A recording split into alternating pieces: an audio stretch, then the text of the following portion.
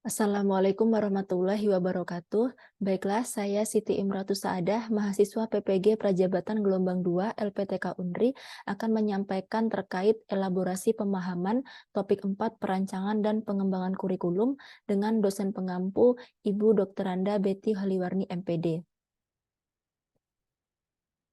Adapun video dan naskah yang disimak yaitu yang berasal dari kelompok 1 tentang kemampuan menjelaskan dengan kriteria akurat, koheren, dibenarkan atau justified, sistematis, dan prediktif. Adapun saya, Siti Imratu Saadah, merupakan perwakilan dari kelompok 5.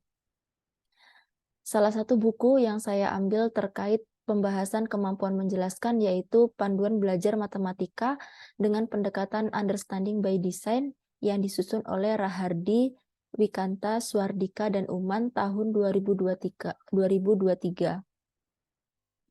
Adapun ulasan pemahaman yang saya peroleh yaitu dari video yang saya simak dari kelompok 1 mengenai penilaian dan evaluasi pada Understanding by Design, yaitu aspek dapat menjelaskan, pemaparan yang disampaikan oleh kelompok 1 sudah sesuai dengan literatur mengenai aspek dapat menjelaskan, di mana pada aspek dapat menjelaskan dapat dilihat atau dinilai pada kegiatan presentasi yang dilakukan oleh peserta didik.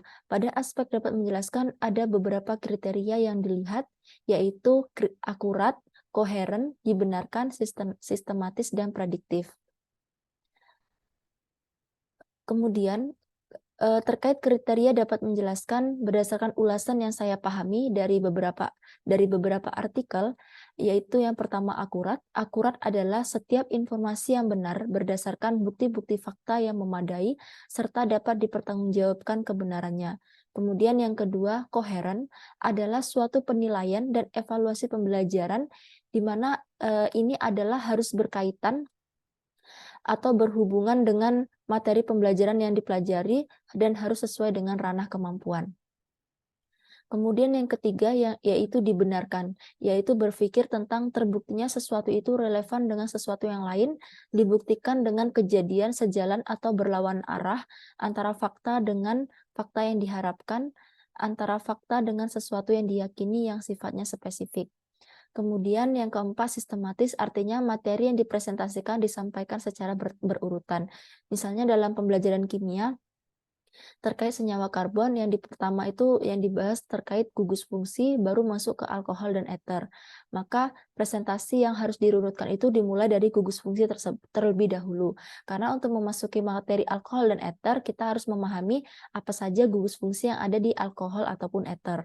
Kemudian yang kemampuan dapat menjelaskan yang kelima yaitu prediktif, mampu memberikan solusi dan rencana tindak lanjut terhadap materi yang disampaikan untuk pembelajaran selanjutnya yang lebih baik. Misalnya setelah kita belajar terkait materi asam karboksila dan ester, maka apa solusi dan rencana tindak lanjut yang lebih baik lagi ke depannya? Apakah pembelajaran disampaikan dengan media pembelajaran PowerPoint ataupun media pembelajaran yang lain agar pembelajaran menjadi lebih menyenangkan? Selanjutnya demikianlah presentasi saya terkait elaborasi pemahaman untuk kemampuan menjelaskan. Lebih dan kurang saya akhiri. Assalamualaikum warahmatullahi wabarakatuh.